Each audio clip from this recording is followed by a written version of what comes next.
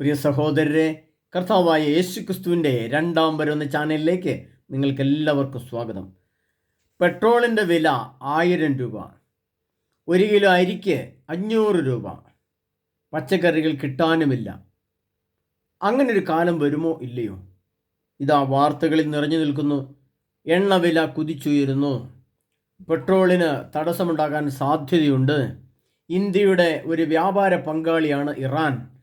ഇറാനിലേക്ക് ഇസ്രായേലിൻ്റെ മിസൈലുകൾ വർഷിച്ചാൽ ഇന്ത്യയിലേക്കുള്ള പല വസ്തുക്കളും വരാതെയാകും, ക്ഷാമമാകും.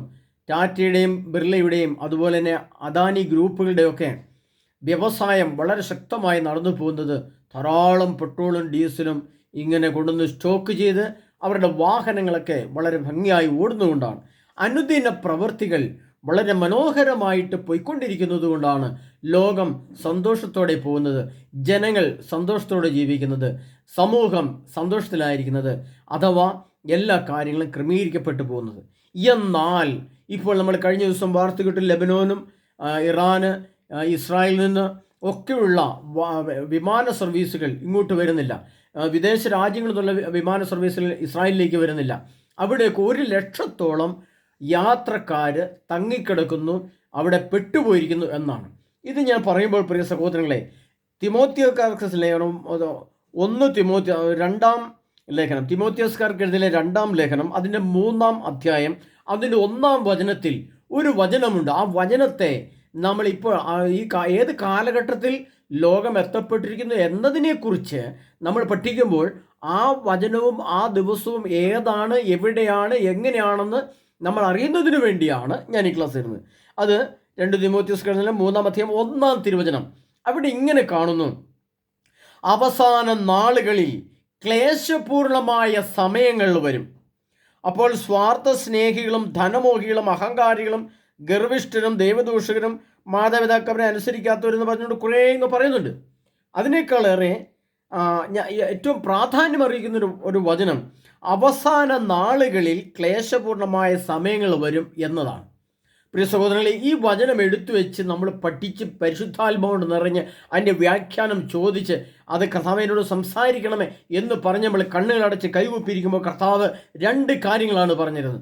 1 നാളുകൾ, 2 സമയം. അപ്പോൾ നമ്മൾ ചിന്തിക്കുക, അവസാന നാളും അവസാന സമയം ആയോ എന്നൊരു ചോദ്യം വരും. പക്ഷേ അതിനി 9 വർഷം കൂടെ ഉണ്ട്. അത് അവസാന നാളുകൾ എന്ന് പറയുന്നത് 2000 യുഗാന്ത്യമാണ്, 2033 കാലഘട്ടങ്ങളാണ്. അവസാന സമയം എന്ന് പറയുന്നത് വീണ്ടും അതിൻ്റെ അവസാന സമയത്തിന് വീണ്ടും ഒരു 45 ദിവസത്തെ മുന്നോട്ട് പോകേണ്ടതുണ്ട്. അത് ഞാൻ മുൻ ക്ലാസ്സിൽ ഇട്ടിട്ടുണ്ട്. പക്ഷേ ഇപ്പോൾ നമ്മളിവിടെ ചിന്തിക്കേണ്ടത്, ചില രാജ്യങ്ങളിൽ, ചില സ്ഥലങ്ങളിൽ, ചില വ്യക്തികളിൽ, ചില പ്രദേശങ്ങളിൽ നാളുകളും സമയവും എത്തപ്പെട്ടിരിക്കുന്നു. അതിൻ്റെ ഉദാഹരണമാണ് പറഞ്ഞിരിക്കുന്നത്. ലെബനോനിലുള്ള ഇന്ത്യക്കാർ അവിടുന്ന് ഒഴിഞ്ഞു പോകണം. ഇറാനിലുള്ള ഇന്ത്യക്കാർ അവിടുന്ന് ഒഴിഞ്ഞു പോകണം, എത്രയും പെട്ടെന്ന് അവിടുന്ന് മാറി നിൽക്കണം. അതുപോലെ തന്നെ സിറിയയിലോ ഇസ്രായേലിലോ ഉള്ള ആളുകൾ ശ്രദ്ധിക്കണം, സൂക്ഷിക്കണം എന്നൊക്കെ പറയുന്ന കാലഘട്ടങ്ങളിലേക്ക് മനുഷ്യൻ മാറ്റപ്പെട്ടിരിക്കുന്നു, മനുഷ്യൻ എത്തപ്പെട്ടിരിക്കുന്നു. പ്രിയ സഹോദരങ്ങളെ, നമ്മളിവിടെ മനസ്സിലാക്കേണ്ട കാര്യങ്ങൾ അവസാന നാളുകളിലേക്ക് എത്തപ്പെടുകയാണ്, അവസാന സമയങ്ങളിലേക്ക് എത്തപ്പെടുകയാണ്. 1 ലക്ഷം ആളുകൾ വിമാനത്തിൽ കയറാൻ വേണ്ടി വന്നപ്പോൾ അവിടെ വിമാന സർവീസുകൾ നിർത്തിവെച്ചിരിക്കുന്നു, പോകാൻ സാധ്യമല്ല എന്ന് പറയുമ്പോൾ അവിടെ ഒരു കാര്യം നമുക്ക് ശ്രദ്ധിച്ചാൽ മനസ്സിലാകും, അവിടെ നാളുകളും സമയവും ആരംഭിച്ചു കഴിഞ്ഞു. അവർ വന്നു പെട്ട ദിവസം, അവർ ഓരോ ദിവസവും അനുഭവിച്ചുകൊണ്ടിരിക്കുന്ന വേദനകൾ, അവർ ഹോട്ടലിൽ കിടന്നുറങ്ങുന്നു. അപ്പോൾ അവിടെ നാളുകൾ സമയമായി. അപ്പോൾ അവിടെ പിന്നെ അടുത്ത് നമ്മൾ ചിന്തിക്കും, ഏതാണ് ആ നാളുകളിലെ വേദനകൾ? ഇപ്പം 4 ദിവസമായി 5 ദിവസമായി അവർ വിമാനത്താവളങ്ങളിലെ ഹോട്ടലിൽ പാർക്കുകയാണ്, ജീവിക്കുകയാണ്. അപ്പോൾ അവിടെ നമ്മൾ ഒരു കാര്യം മനസ്സിലാക്കണം, അവിടെ തന്നെ അവസാന സമയവും എത്തപ്പെട്ടിരിക്കുന്നു. അതിന് ഉദാഹരണം പറഞ്ഞാൽ നമുക്കറിയാം, പ്രഭാതത്തിൽ ഇവർ ജോലിക്ക് പോകാൻ വേണ്ടിയിട്ട് വന്നതായിരിക്കാം, അല്ലെങ്കിൽ തന്നെ ഭവനങ്ങളിൽ എത്തപ്പെടാൻ വേണ്ടി വന്നതായിരിക്കാം. അപ്പോൾ അവർ അതിരാവിലെ എഴുന്നേൽക്കുകയാണ്. അതിരാവിലെ എഴുന്നേൽക്കുമ്പോൾ അവർക്ക് ഡ്യൂട്ടിക്ക് പോകേണ്ട സമയമാണെങ്കിൽ 8 മണി എന്ന സമയം അവിടെ വന്നു, ഡ്യൂട്ടിക്ക് പോകാനുള്ള സമയം. അവിടെ വന്ന് നോക്കുമ്പോൾ അവർക്ക് പോകാൻ പറ്റാത്ത സമയം. ആ സമയത്തിൽ ക്ലേശപൂർണമായ സമയങ്ങൾ, രാവിലെ 8 മണിക്ക് ഡ്യൂട്ടിക്ക് പോകാൻ പറ്റാത്ത വിധം വിമാന സർവീസുകൾ റദ്ദാക്കപ്പെട്ടിരിക്കുന്നു. ഡ്യൂട്ടിക്ക് പോകാൻ പറ്റാത്ത വിധം അവരെ തടഞ്ഞു വെച്ചിരിക്കുന്നു. ചില രാജ്യങ്ങളിൽ, ഇപ്പോൾ ഇറാനിൽ ഇറാനിലെ ജനങ്ങൾ പരിഭ്രാന്തിയിലായതുകൊണ്ട് അവർക്ക് സമയത്ത് ജോലിക്ക് പോകാൻ പറ്റുന്നില്ല. അവിടെ സമയവും ദിവസവും ആസന്നമായിരിക്കുന്നു.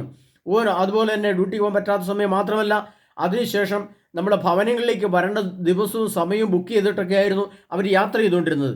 അവിടെ വന്നപ്പോൾ ആ സമയവും അവർക്ക് എത്തിപ്പെടാൻ പറ്റിയിട്ടില്ല. അവിടെ ആ സമയത്തും അവർക്ക് ക്ലേശവും ദുഃഖവും ദുരിതവും ആകുലതയും ഉത്കണ്ഠയും വലിയ മാനസിക ആത്മീയ സംഘർഷവും പേറിക്കൊണ്ടാണ് അവർ ഈ 1,00,000-ഓളം വരുന്ന വിമാന യാത്രക്കാർ അവരനുഭവിക്കുന്നത്. അവരുടെ ഹൃദയത്തിൽ എന്താണ് ഇപ്പോൾ ചിന്ത? അവരുടെ ക്ലേശപൂർണമായ സമയങ്ങളിൽ കൂടെ അവർ കടന്നു പോവുകയാണ് പ്രിയപ്പെട്ടവരെ. ഉച്ചസമയത്ത് അവർ ഡ്യൂട്ടി കഴിഞ്ഞ് ജോലി സ്ഥലത്തെത്തി ജോലി ചെയ്യേണ്ട സമയത്തായിരുന്നെങ്കിൽ ഉച്ചസമയത്ത് ഭക്ഷണം കഴിച്ച് 1 മണിക്കൂർ വിശ്രമിക്കേണ്ട സമയത്ത് ഹോട്ടലിൻ്റെ മുറികളിൽ ഇരുന്ന് മുഷിഞ്ഞ് മടുക്കുകയാണ്. അവിടെ ഉച്ചയ്ക്ക് ഭക്ഷണം കഴിഞ്ഞുള്ള വിശ്രമ സമയം അവിടെ ക്ലേശങ്ങൾ ആരംഭിച്ചു കഴിഞ്ഞു. അവിടെ 4 മണിക്ക് ഒരു ചായ കുടിക്കണം, ഡ്യൂട്ടി സമയമാണ്, പുറത്തിറങ്ങി ഒരു 10 മിനിറ്റ് ഇൻ്റർവെല്ലുണ്ട്, ആ സമയത്ത് ഒരു ചായയും കടിയും കഴിക്കണമെന്ന് വിചാരിച്ച് അവരിറങ്ങുന്ന 4 മണി സമയമായപ്പോൾ ഹോട്ടൽ മുറിയിൽ തന്നെ അനങ്ങാതിരിക്കേണ്ടി വരുന്നു. അവർക്ക് പുറത്തേക്ക് ഇറങ്ങാൻ പറ്റുന്നില്ല. ആ സമയവും ഒരു ചായ കുടിക്കുന്ന സമയവും വലിയ ക്ലേശങ്ങൾ അനുഭവിക്കുന്നു. സന്ധ്യാസമയത്ത് ഓഫീസ് വിട്ട് ഭവനത്തിലേക്ക് എത്തേണ്ട സമയം, ആ സമയത്ത് ബസ് കാത്തു നിൽക്കുകയോ അല്ലെങ്കിൽ സ്വന്തം വാഹനം എടുത്ത് മുന്നോട്ട് പോയി ചെയ്യേണ്ട സമയത്ത് അവർ ഡ്യൂട്ടി കഴിഞ്ഞ് ഭവനത്തിൽ എത്തേണ്ട സമയത്ത് നോക്കുമ്പോൾ ഇതാ വിമാനത്താവളി കുടുങ്ങി കിടക്കുന്നു. പ്രിയപ്പെട്ടവരെ, ഇവിടെയൊക്കെ നമ്മൾ മനസ്സിലാക്കേണ്ടത് നാളുകളും സമയങ്ങളും. അതുകൊണ്ടാണ് തീമോഥെയോസ്കാരുടെ ലേഖനം 2 തീമോഥെയോസ്കാരുടെ ലേഖനം 3-ാം അധ്യായം 1-ാം തിരുവചനത്തിൽ കർത്താവ് പറയാണ്, ഒരു കാര്യം മനസ്സിലാക്കിക്കൊള്ളുക. ആ വചനം എടുത്തു വെച്ച് വായിക്കണം പ്രിയപ്പെട്ടവരെ. അപ്പോൾ അതിൻ്റെ മനസ്സിലാക്കിക്കൊള്ളാനാണ് പറയുന്നത്. ഒരു കാര്യം, ഒരു സംഭവം, ഒരു പച്ചയായ സത്യം നിങ്ങൾ മനസ്സിലാക്കുക, അത് ഗ്രഹിക്കുക, ഉൾക്കൊള്ളുക, എന്നിട്ട് കരുതുക. അവിടുന്ന് പറയാണ്, അവസാന നാളുകളിൽ ക്ലേശപൂർണമായ സമയങ്ങൾ വരും. അവിടെ നാളുകളും സമയവും മനുഷ്യന് മുമ്പിൽ എത്തപ്പെട്ടിരിക്കുന്നു. ഇസ്രായേൽ ഉള്ളവരാണെങ്കിലും ഇനി ഇറാനിലേക്ക് യുദ്ധങ്ങൾ വന്നു കഴിഞ്ഞാൽ ഈ ക്ലേശം അവിടെ ഇറാനിൽ തീരുന്ന പ്രശ്നങ്ങളല്ല, അത് ഇന്ത്യയിലേക്ക്, ലോകത്തിൻ്റെ വിവിധ ഭാഗങ്ങളിലേക്ക് ഈ ക്ലേശങ്ങൾ അത് മനസ്സിലാക്കിക്കൊള്ളുക. ഒരു കാര്യം മനസ്സിലാക്കിക്കൊള്ളുക, അവസാന നാളുകളിലേക്ക് ഓരോ നാളുകളും എത്തപ്പെടുകയും എണ്ണപ്പെടുകയും നടന്നെടുക്കുകയും ചെയ്യുന്ന കാലഘട്ടങ്ങളിലേക്ക് ഒരു 3-ാം ലോക മഹായുദ്ധത്തിൻ്റെ ശബ്ദങ്ങൾ, ഒലികൾ നമ്മൾ കേൾക്കാൻ തുടങ്ങി. പല വാർത്തകളിലും പറയുന്നു, റഷ്യ അവിടുന്ന് ഇങ്ങനെ പറയുന്നു, അമേരിക്ക ഇങ്ങനെ പറയുന്നു, 3-ാം ലോക മഹായുദ്ധമോ എന്നൊക്കെ ചോദിച്ചിട്ടുണ്ട്. അപ്പോൾ കർത്താവ് പറയാണ്, ഒരു കാര്യം മനസ്സിലാക്കിക്കൊള്ളുക. തീമോഥെയോസ് ലേഖനത്തിൽ പറയുന്നു, നിങ്ങളത് മനസ്സിലാക്കിക്കോ, അവസാന കാലഘട്ടങ്ങളിലേക്ക് എത്തി, ക്ലേശപൂർണമായ സമയങ്ങൾ വരും. അപ്പോൾ ദൈവത്തെ സ്നേഹിക്കുന്നതിന് പകരം സുഖഭോഗങ്ങളിൽ ആസക്തി ഉള്ളവരായിരിക്കും. അവർ ഭക്തിയുടെ ബാഹ്യരൂപം നിലനിർത്തിക്കൊണ്ട് അതിൻ്റെ ചൈതന്യത്തെ നിഷേധിക്കും. പ്രിയപ്പെട്ടവരെ, ദൈവത്തെ സ്നേഹിക്കുന്നതിന് പകരം സുഖഭോഗങ്ങളിൽ ആസക്തി ഉള്ളവരായിരിക്കും. അപ്പോൾ നമുക്കറിയാം, നമുക്കിന്ന് ഭവനങ്ങളിൽ കറണ്ട് ഉള്ളതുകൊണ്ട് ഫാൻ ഉള്ളതുകൊണ്ട് സുഖമായിട്ടിരുന്ന് വേർത്താലും നമുക്ക് പ്രശ്നമില്ല, കാലാവസ്ഥ അനുകൂലമാക്കിയെടുക്കാം. ഇല്ലെങ്കിൽ ചൂടുള്ള സ്ഥലങ്ങളിൽ AC ഉണ്ട്. അത് കഴിഞ്ഞ് നമുക്ക് ടെലിവിഷൻ നോക്കാനുള്ള സംവിധാനമുണ്ട്, ഭക്ഷണങ്ങൾ ധാരാളം ഇഷ്ടമുള്ള ഭക്ഷണങ്ങളുണ്ട്, പുറത്ത് ടൂർ പോകാൻ വാഹനമുണ്ട്, ഇല്ലെങ്കിൽ നമുക്ക് വിദേശത്തേക്ക് പോകാനുള്ള സംവിധാന സൗകര്യങ്ങളുണ്ട്. എന്തെല്ലാം സൗകര്യങ്ങൾ, നല്ല ഭക്ഷണ പദാർത്ഥങ്ങൾ, നല്ല ആഹാരം കഴിക്കാനുള്ള സംവിധാനങ്ങൾ, എല്ലാ സുഖഭോഗങ്ങളും, മനസ്സിന് സുഖമുള്ളത്, ശരീരത്തിന് സുഖമുള്ളത്, ആത്മാവിന് സുഖമുള്ളത് എല്ലാം അനുഭവിച്ച് സുഖമായിട്ട് ജീവിച്ചിരിക്കുന്ന സമയത്താണ് ഈ മനുഷ്യരൊക്കെ വിമാനത്താവളിയിൽ കുടുങ്ങിക്കിടക്കുന്നത്. ഇനി പ്രിയ സഹോദരങ്ങളെ, ഒരു കാര്യം കൂടി നമ്മൾ മനസ്സിലാക്കേണ്ടതായിട്ടുണ്ട്. ഈ വിമാനത്താവളങ്ങളിൽ മാത്രമല്ല മനുഷ്യൻ കുടുങ്ങിക്കിടക്കാൻ പോകുന്നത്. അത് ബസ് സ്റ്റോപ്പുകളിലും, അത് റെയിൽവേ സ്റ്റേഷനുകളിലും, അത് കപ്പൽശാലകളിലും, അത് ലോകത്തിൻ്റെ ഓഫീസുകളിൽ, ലോകത്തിൻ്റെ വിവിധ ഭാഗങ്ങളിലെല്ലാം ലക്ഷക്കണക്കിനല്ല കോടിക്കണക്കിന് മനുഷ്യർ കുടുങ്ങിക്കിടക്കാൻ പോകുന്ന സാഹചര്യത്തിലേക്ക് ലോകം നടന്നെടുക്കുകയാണ്. അതുകൊണ്ടാണ് അവർക്ക് പരിശുദ്ധാന്ന് പറയുകയാണ്, ഒരു കാര്യം മനസ്സിലാക്കിക്കൊള്ളുക, ഇങ്ങനെ കുടുങ്ങിക്കിടക്കുന്ന സമയത്തൊക്കെ ഞാൻ ചോദിക്കട്ടെ, ഒരു 200 വർഷം മുമ്പ് ആരെങ്കിലും കുടുങ്ങിക്കിടക്കുമായിരുന്നോ പ്രിയപ്പെട്ടവരെ? ഒരു 500 വർഷങ്ങൾക്ക് മുമ്പ് ആരെങ്കിലും ഇങ്ങനെ 10,000 ലക്ഷക്കണക്കിന് ആൾക്കാർ പെട്ടിയും ബാഗും ഭാര്യയും മക്കളും ഒക്കെ ആയിട്ട് കുടുങ്ങിക്കിടക്കുമോ? ഒരിക്കലും കൊടുക്കില്ല. കാരണം അന്ന് വിമാനമില്ലായിരുന്നു. അപ്പോൾ വിമാനങ്ങൾ കണ്ടുപിടിക്കപ്പെട്ടത് വിട്ടപ്പോൾ നമ്മുടെയൊക്കെ വിചാരം എന്താണ്? സുഖസൗകര്യങ്ങൾ വർദ്ധിപ്പിക്കാൻ. അതുകൊണ്ട് ദൈവത്തെ സ്നേഹിക്കുന്നവരും സുഖഭോഗങ്ങളിൽ ആയിരിക്കും. ഈ കാലഘട്ടങ്ങളിൽ സുഖഭോഗങ്ങളിൽ ആസക്തിയുള്ള ഒരു കാലഘട്ടമാണ്. ഈ കാലഘട്ടത്തിൻ്റെ പ്രത്യേകത എന്ന് പറയുന്നത് ആസക്തിയോടെ എല്ലാം ആഗ്രഹിക്കുകയും അത് നേടുകയും ഉപയോഗിക്കുകയും ചെയ്യുന്ന അവസ്ഥയിലേക്ക് മനുഷ്യൻ എത്തപ്പെട്ടപ്പോൾ മനുഷ്യൻ്റെ ബന്ധനങ്ങൾ, അതുകൊണ്ടാണ് പറയുന്നത്, അവസാന നാളുകളിൽ നാളുകളുണ്ട്, ക്ലേശപൂർണമായ സമയങ്ങളുണ്ട്, ദിവസങ്ങൾ. ആ നാളുകൾ എന്ന് പറയുന്നതിനകത്ത് ചിലപ്പോൾ ഏതാനും വർഷങ്ങൾ കൂടി വരാം. ആ നാളുകൾ എന്ന് പറയുന്നതിനകത്ത് ചില മാസങ്ങൾ ഉണ്ടാവാം. ആ നാളുകൾ എന്ന് പറയുന്നിടത്ത് ചിലപ്പോൾ 3-3.5 വർഷം കൊണ്ട് മുന്നോട്ട് പോയേക്കാം. എന്നാൽ സമയമെന്ന് പറയുന്നത് പ്രിയപ്പെട്ടവരെ എപ്പോഴും ക്ലേശത്തിൻ്റെ സമയങ്ങളാണ്. സമയമെന്ന് പറയുന്നതിന് നാളുകളില്ല. എല്ലാ ദിവസവും വേദനിക്കുന്നവർക്ക് ക്ലേശപൂർണമായ സമയങ്ങൾ തന്നെയാണ്. അതുകൊണ്ട് കർത്താവ് പറയാണ്, എന്തിനു വേണ്ടിയിട്ടാണ് നമ്മൾ ചിന്തിക്കണം. നമ്മൾ പ്രിയപ്പെട്ട ഈ പ്രശ്നങ്ങളെല്ലാം ഉണ്ടാകുന്നത്, ഇതുപോലെ ക്ലേശപൂർണമായ യുദ്ധങ്ങൾ മുന്നോട്ട് പോകുന്നത് എന്താണ് ഇതിൻ്റെ പിന്നിലെ രഹസ്യം, എന്താണ് ഇതിൻ്റെ പ്രശ്നങ്ങൾ എന്ന് നമ്മൾ പഠിക്കുമ്പോൾ നമുക്ക് മനസ്സിലാക്കാൻ കഴിയുന്നത്, അപ്പസ്തോല പ്രവർത്തനത്തിൽ ഒരു വചനം എഴുതി വെച്ചിട്ടുണ്ട് പ്രിയപ്പെട്ടവരെ. അപ്പസ്തോല പ്രവർത്തനം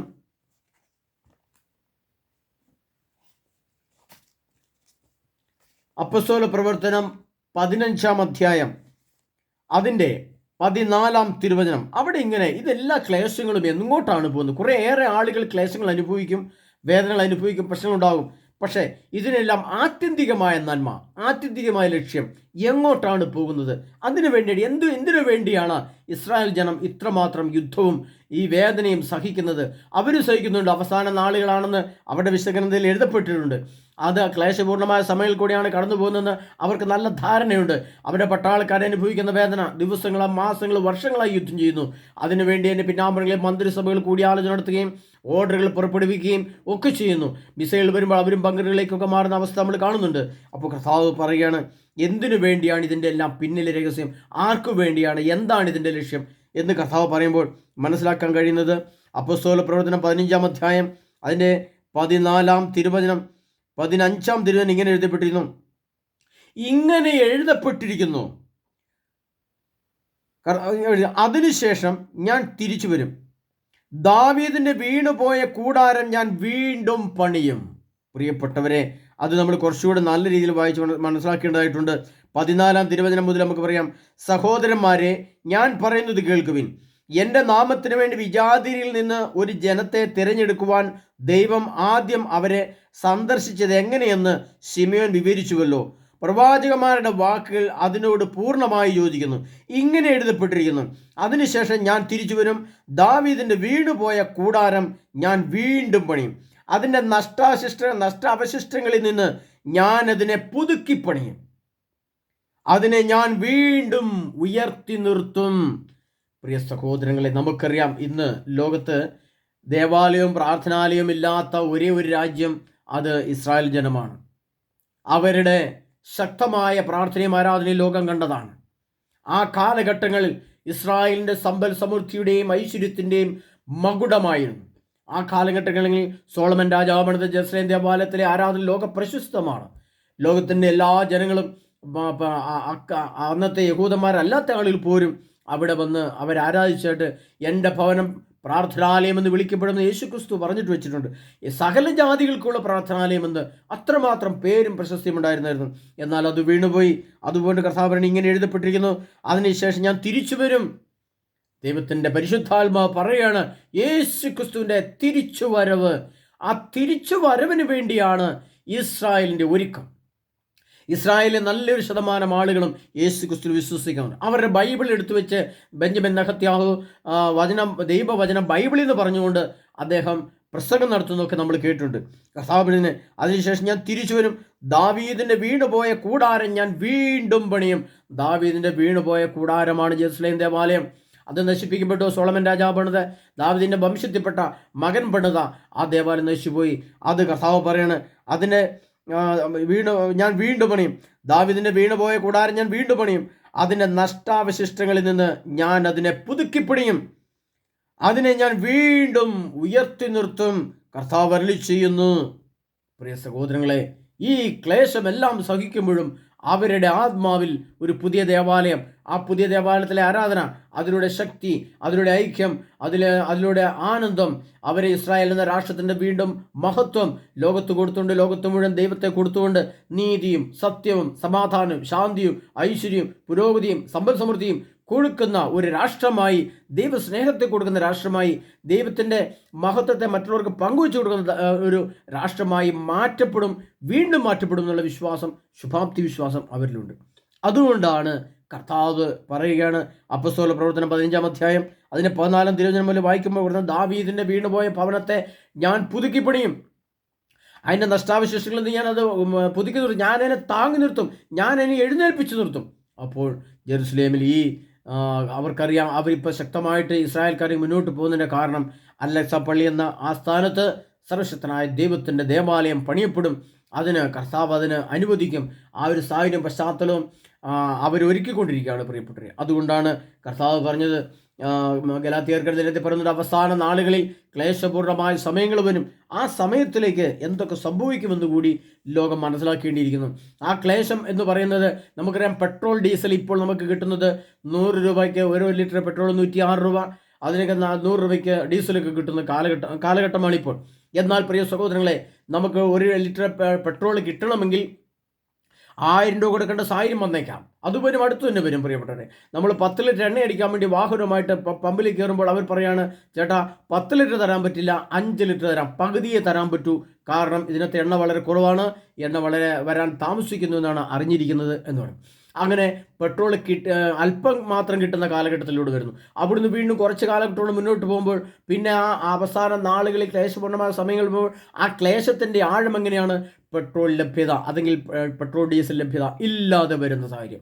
അങ്ങനെ വരുമ്പോൾ നിലവിലിരിക്കുന്നവരുടെ കൈകളിലെ ആഹാരം 1 കിലോ അരിക്ക് 500 രൂപ, 1 കിലോ അരിക്ക് 1000 രൂപ, 1 കിലോ അരിക്ക് 2000 രൂപ വരുന്ന കാലഘട്ടം. അത് മനുഷ്യൻ്റെ ബുദ്ധിക്ക് അപ്രാപ്യമായിരിക്കാം, ചിന്തിക്കുന്നതായിരിക്കാം. പക്ഷേ പ്രിയ സഹോദരങ്ങളെ, നമുക്കറിയാം, ഇസ്രായേൽ യുദ്ധം വന്നപ്പോൾ അവർ മാർക്കറ്റിലേക്ക് ഇറങ്ങി അരിസാധനങ്ങൾ മുഴുവൻ മേടിച്ചു പോയി, തീർന്നുപോയി. ഗാസയിൽ അവർ അരിസാധനങ്ങൾ മുഴുവൻ പെട്ടെന്ന് മേടിച്ചു, ഭക്ഷണ സാധനങ്ങൾ തീർന്നുപോയി. ആ സാഹചര്യങ്ങളിൽ ക്ലേശപൂർണ്ണമായ സമയവും ദിവസങ്ങളും വരുമ്പോൾ ഇതെല്ലാം നമ്മുടെ കൺമുമ്പിൽ തന്നെ ഇതാ ലോകം വിലയിരുത്തി കഴിഞ്ഞു. ഇറാനിലേക്കൊരു യുദ്ധം വന്നാൽ സ്വാഭാവികമായും എണ്ണയുടെ ഒഴുക്ക് കുറയും, എണ്ണയുടെ ലഭ്യത ഇല്ലാതെ വരും, ഒരു പക്ഷേ എണ്ണ അപ്രത്യക്ഷമായേക്കാം. പക്ഷേ അപ്രത്യക്ഷമാകുമെന്ന് ശരി തന്നെയാണെങ്കിലും അതിന് അല്പം കൂടെ താമസം വരും. അതുകൊണ്ടാണ് കർത്താവ് പറഞ്ഞത്, അവസാന നാളുകളിൽ ക്ലേശപൂർണമായ സമയങ്ങൾ വരും. രാവിലത്തെ 1 മണിക്കൂർ, ആ ഒരു സമയം കുട്ടികൾ സ്കൂളിൽ പോകുന്ന സമയം 8 മണി സമയം, ജോലിക്കാർ ജോലിക്ക് പോകുന്ന 8 മണി സമയം, അധ്യാപകർ ഭവനത്തിലേക്ക് പോകുന്ന ബാങ്കുകാർ, ജീവനക്കാർ, പണിക്കാർ എല്ലാം പോകുന്ന 8 മണി സമയം. ആ 8 മണി സമയത്തെ ക്ലേശം അതിഭയാനകമായിരിക്കും. വാഹനമില്ലാത്ത സാഹചര്യം വരും, അപ്പോൾ നമുക്ക് പണിക്ക് പോകാൻ പറ്റാത്ത വരും. അപ്പോൾ സമയവും ദിവസവും നാളുകളും സമയവും ഒരു വചനത്തിൽ തന്നെ നിക്ഷിപ്തമാക്കിക്കൊണ്ടാണ് കർത്താവ് ഇതെല്ലാം എഴുതി വയ്ക്കുന്നത്. അതിനുശേഷം ഞാൻ പിന്നെ പറഞ്ഞു, അതിൻ്റെ ആ സമയങ്ങളിലെ ക്ലേശങ്ങൾ, രോഗികളെ കൊണ്ട് പോകാൻ പറ്റാത്ത സാഹചര്യം വരാം. അപ്പോൾ ആ രോഗികൾ ആശുപത്രിയിൽ പോകാൻ പറ്റാതെ വീട്ടിൽ കിടന്ന് മരിക്കുന്ന സമയം വരാം. അതുകൊണ്ട് കർത്താവ് പറയുന്നത്, ഒരു കാര്യം മനസ്സിലാക്കിക്കൊള്ളുക, അവസാന നാളുകളിൽ ക്ലേശപൂർണമായ സമയങ്ങൾ വരും. അപ്പോൾ എന്തെല്ലാം ധനമോഹികളും സ്വാർത്ഥമോഹികളും ദൈവത്തെ സ്നേഹിക്കുന്നതിന് പകരം, ദൈവത്തെ ഇഷ്ടപ്പെടുന്നതിന് പകരം, ദൈവത്തെ ആരാധിക്കുന്നതിന് പകരം അതിൻ്റെ ഭക്തിയുടെ ബാഹ്യരൂപം നിലനിർത്തിക്കൊണ്ട് ചൈതന്യത്തെ നിഷേധിച്ചുകൊണ്ട് ലോകം മുന്നോട്ട് പോകുമ്പോൾ ക്ലേശവും മാത്രമായിരിക്കില്ല പ്രിയപ്പെട്ടവരെ, മരണത്തെ മുഖാമുഖം കാണുകയും മരിച്ചു വീഴുന്ന മനുഷ്യൻ മുന്നിൽ കാണിക്കുന്ന സാഹചര്യം വരും. അതിനാൽ കർത്താവായ യേശു ക്രിസ്തു പറയുന്നു, അവിടുത്തെ പരിശുദ്ധാത്മാവിനോട് എഴുതി വെച്ച വചനങ്ങൾ.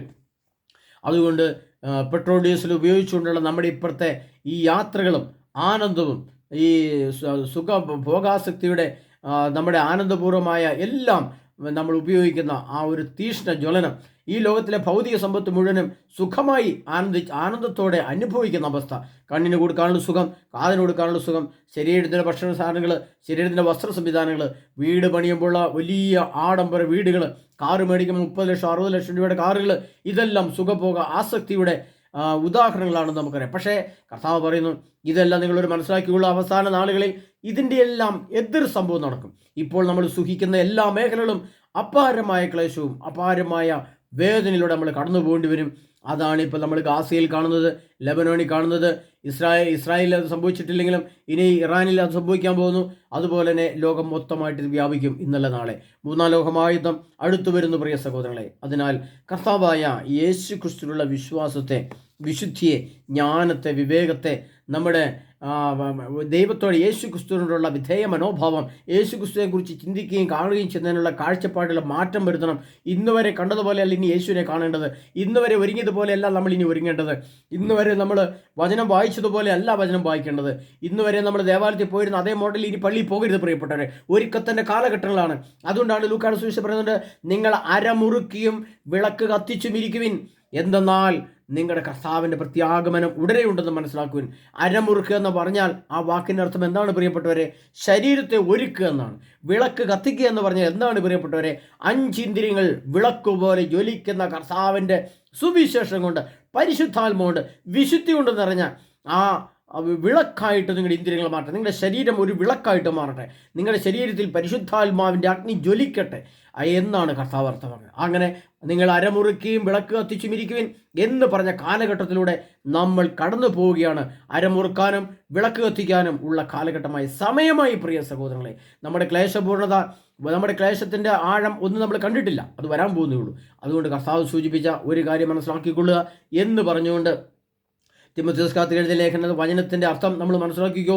നമുക്ക് പെട്രോൾ ഡീസൽ കിട്ടിയാൽ വാങ്ങാൻ പറ്റാതെ വരും. 10 കിലോമീറ്റർ ദൂരം പോകണമെന്ന് ആഗ്രഹിച്ചുകൊണ്ട് 5 ലിറ്റർ അടിക്കുന്ന 5 ലിറ്റർ എണ്ണ അടിച്ചാൽ 10 കിലോമീറ്റർ പോകാൻ പറ്റാതെ വരും. കാരണം 2 ലിറ്റർ 1 ലിറ്ററേ നമുക്ക് എണ്ണ ടാങ്കിൽ വാഹനത്തിൽ ഒഴിക്കാൻ പറ്റുള്ളൂ എന്ന് വരും. അപ്പോൾ നമുക്ക് ഉദ്ദേശിച്ച സ്ഥലത്ത് പോകാൻ പറ്റാതെ വരും. അങ്ങനെ നമ്മൾ സ്വന്തം ഭവനിൽ കുടുങ്ങും.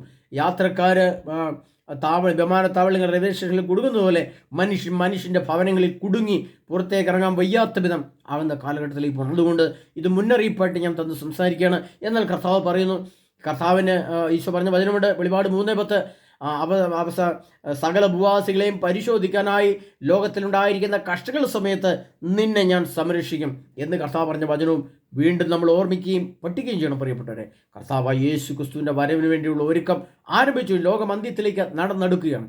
അതിനാൽ പ്രിയ സഹോദരനെ, കർത്താവായ യേശു ക്രിസ്തുവിൻ്റെ പരിശുദ്ധാത്മാവ് നമ്മെ സമൃദ്ധമായി അനുഗ്രഹിക്കട്ടെ. കർത്താവായ യേശു ക്രിസ്തുവിൻ്റെ തിരുരക്തം ഒരു പാപത്തിലും അതിൻ്റെ തിന്മയിലും ചെന്ന് നമ്മൾ പെട്ടുപോകാതെ സംരക്ഷിക്കുമാറാകട്ടെ. നമ്മുടെ ശരീരം ഏതെങ്കിലും തിന്മയുടെ അടിമത്തത്തിൽ പോയിട്ടുണ്ടെങ്കിൽ അതിൽ നിന്ന് വിടുതൽ പ്രാപിക്കുവാൻ നമ്മൾ ധ്യാന മന്ദിരങ്ങളിലോ ആരാധനാ സെൻ്ററുകളിലോ ഏകദിന ശുശ്രൂഷകളിലോ കുംഭസാരത്തിലോ ഒക്കെ എത്രയും പെട്ടെന്ന് പോയി നമ്മൾ ഒരുങ്ങാൻ സമയമായി കഴിഞ്ഞു പ്രിയപ്പെട്ടവരെ. കാരണം നമ്മുടെ കത്തോലിക്ക സഭയിൽ ശക്തമായ ഒരുക്കം ഇതുവരെ നടക്കുന്നില്ല. പെട്ടെന്ന് ഇതിൻ്റെ ശുശ്രൂഷകളോ കാര്യങ്ങളോ ഇപ്പം പുറത്തും കിട്ടുന്നില്ല. ഇങ്ങനെയുള്ള വചനപ്രഘോഷങ്ങളിൽ കൂടെ ആരെങ്കിലും കുറച്ച് പറയുന്നതല്ലാതെ ഒരു സഭയുടെ ഔദ്യോഗിക തലങ്ങളിൽ കൂടെ യേശുവിൻ്റെ വരവിനെക്കുറിച്ചുള്ള ക്ലാസ് നമുക്ക് കിട്ടാൻ തുടങ്ങിയിട്ടില്ല. പക്ഷേ എന്താണ്, ഗർഭിണിക്ക് പ്രസവവേദന എന്ന പോലെ പെട്ടെന്ന് നാശം അവരുടെ മേൽ നിബന്ധിക്കുമെന്ന് പറഞ്ഞ് ആ നിബന്ധിച്ചു കഴിഞ്ഞ ശേഷം പ്രിയപ്പെട്ടവരെ ഈശോ വരാറായി എന്ന് പറഞ്ഞാൽ ആർക്കും ഒരുങ്ങാനുള്ള സമയം കിട്ടുകയില്ല. അതിനാൽ ഇത്തരം കാര്യങ്ങളിൽ ദൈവത്തിൻ്റെ ആത്മാവ് നമ്മൾ സംസാരിക്കുന്നത് ശ്രദ്ധാപൂർവ്വം കേട്ടുവെച്ച് എൻ്റെ ആത്മാവിനെ, എൻ്റെ മനസ്സിനെ, എൻ്റെ ശരീരത്തെ വിശുദ്ധിയുടെ കുറവുള്ള സ്ഥലങ്ങൾ കണ്ടെത്തി പരിശുദ്ധി കൊണ്ട് നിറച്ച് കാത്തിരുന്നു പ്രിയപ്പെട്ടവരെ. യേശു ക്രിസ്തുവിൻ്റെ വരവും നമ്മുടെ ക്ലേശപൂർണ്ണമായ സമയങ്ങളും ആഗതമാകുമ്പോൾ അവിടെ പിടിച്ചിരിക്കാനുള്ള ശക്തി യേശു ക്രിസ്തുവിൻ്റെ വചനം മാത്രമായിരിക്കും. അങ്ങനെ കർത്താവിനോട് ചേർന്ന് നിൽക്കുന്നവരെ കർത്താവ് സംരക്ഷിക്കുക തന്നെ ചെയ്യും. ഒരു കുറവുമില്ലാത്ത വിധം അവരെ മുന്നോട്ട് നയിക്കാൻ പ്രാപ്തനാണ്, അതിനുള്ള കഴിവുള്ളവനാണ്, ദൈവമാണ്.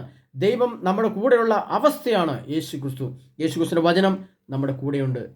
വചനത്തിൻ്റെ ആൾരൂപമാണ്, വചനത്തിൻ്റെ വ്യക്തിരൂപമാണ് യേശു ക്രിസ്തു. ആ വ്യക്തിരൂപമുള്ള യേശുവിൻ്റെ വചനമാണ് ദൈവവചനം. അപ്പോൾ ദൈവവചനം നമ്മുടെ കൂടെ ഉണ്ടെങ്കിൽ നമുക്ക് ഭയപ്പെടാനില്ല. അതിന് കർത്താവായ യേശു ക്രിസ്തു നമ്മെല്ലാവരെയും സമൃദ്ധമായി അനുഗ്രഹിക്കേണ്ട ബാധിച്ചിട്ടുണ്ട്. ആമേൻ.